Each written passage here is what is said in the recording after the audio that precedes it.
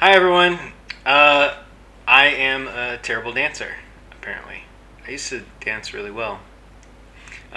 You know that phrase, dance like no one's watching? I think maybe you should dance like people are watching all the time, because that was bad. Today we're going to watch me work on a new piece. You can see me starting here with my template, just making sure it's all lined up. And I'm gonna mark every third point. So the permutation normally has 30 points, and I'm doing every 3, so there are only 10 points in this permutation. And then what I'm doing is every, I think it's every 1/8 of an inch, I'm making a plot point. And so by the time I'm finished, it'll go along the whole perimeter. And once I've done that, I start making my lines. And I just choose kind of an arbitrary number in this, just kind of based on what I want my outcome to be. It's not based on a mathematical concept, really. One day I would like to have a better understanding of the theory of the math behind my pieces, but for now it's just more experiment and instinctual how I do my math placement.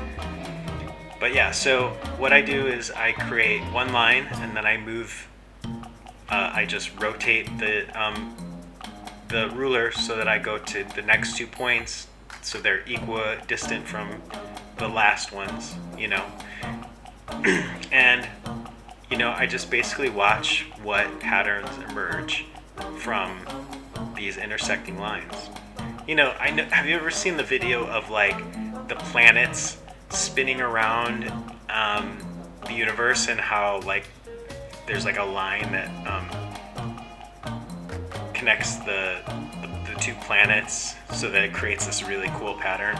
Some people have sent a number of people have sent it to me, so I'll try and post it. So I'm really excited because I ordered a new tripod for my camera, which is going to allow me to place the camera in different areas and like do things that I can't do right now. I'll show you. I have everything on these books, or like these 4 boxes and 2 books. I actually have in my notes for when I do self-filming that I should stack 4 boxes, 2 books as on my tripod for now. So that's going to be exciting.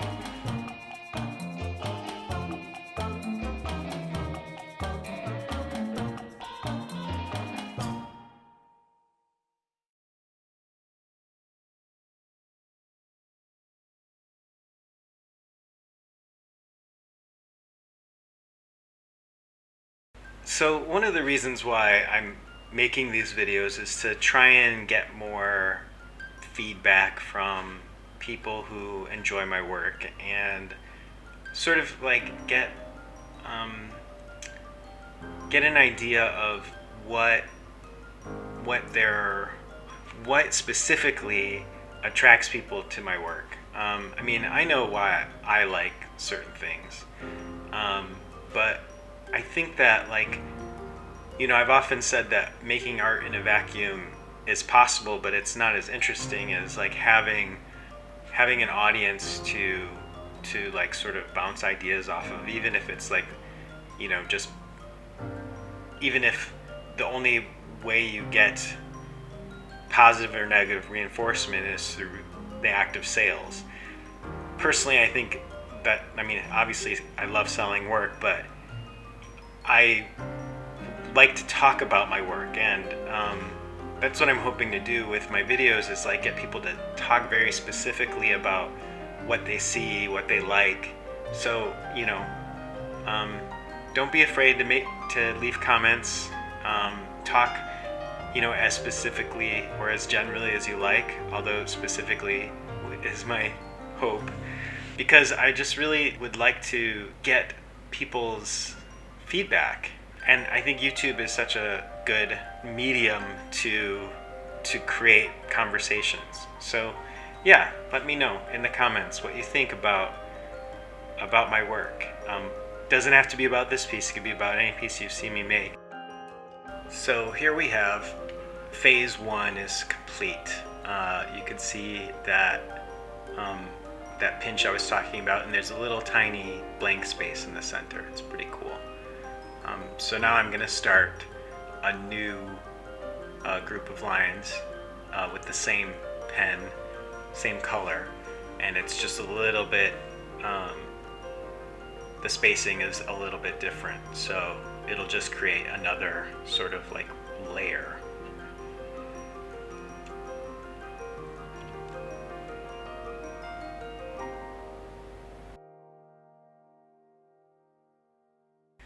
I don't know about you, but I need another dance break.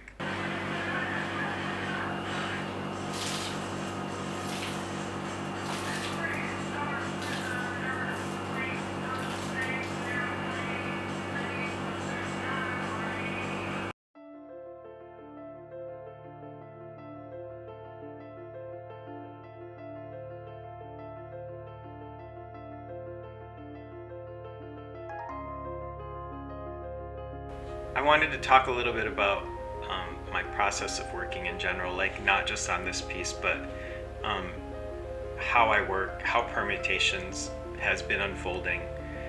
Part of me feels like working abstractly is very challenging because I never know how people will interpret individual works. They're very open to interpretation, which is also very freeing, but it's like it's very unpredictable. If I were to make like something straightforward, like portraits or landscapes or something like that, you sort of like have something very concrete to compare with, and with these sort of geometric things, it's like always just like people come up with very interesting interpretations of what the art means to them, and it's really cool. And I mean, I don't even know why I'm talking about it, because I don't know what I can get from people, from their responses, if that makes sense. I make what I make, and I like what I make, and so that should be enough. But every once in a while I just really want to get feedback, because I change up so much within permutations what I work on. Like for instance, in the piece I'm working on right now, it's just very geometric. It's lines. It's pretty, I don't want to say straightforward, because that sounds like I'm oversimplifying it.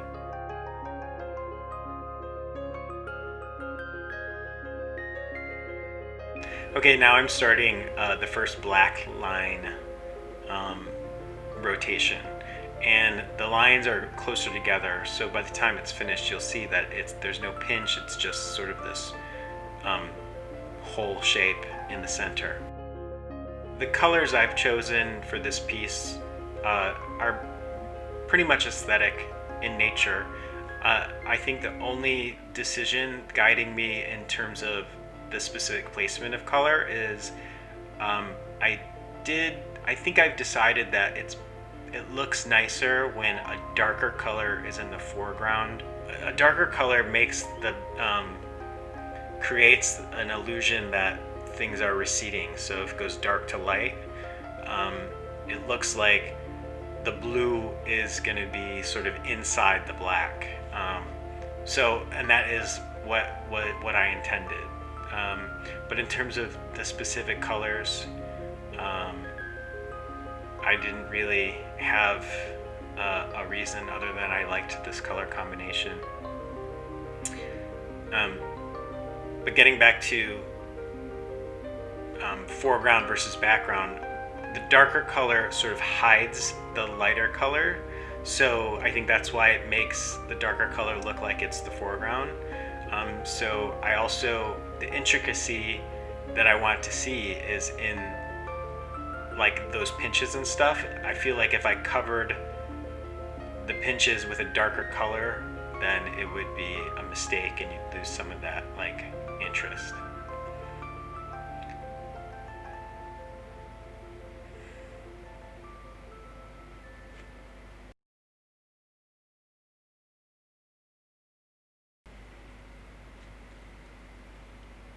One of the reasons why I'm doing these videos is to get kind of a conversation going. And I'd like to hear what this piece means to you. If you're familiar with my work, you know, how do you see the different types of work that I do? Like, what's your favorite? What's your least favorite? Why? Do you think that it's completely idiosyncratic? If you like one of my pieces of work, do you think you can't see why anyone else would or wouldn't like it? I don't know. Am I worried too much about what other people think? Maybe I am.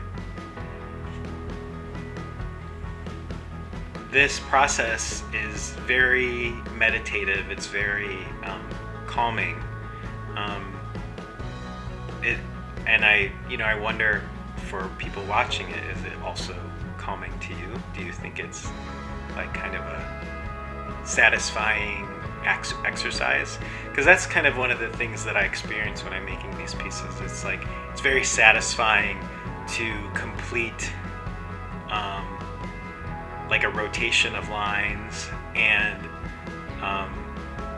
it's also just really satisfying to see the patterns emerge as I'm completing the rotations of lines. Working abstractly has been a very interesting way to work for me. In the past, I've not really worked abstractly until I started doing permutations. Usually I had some sort of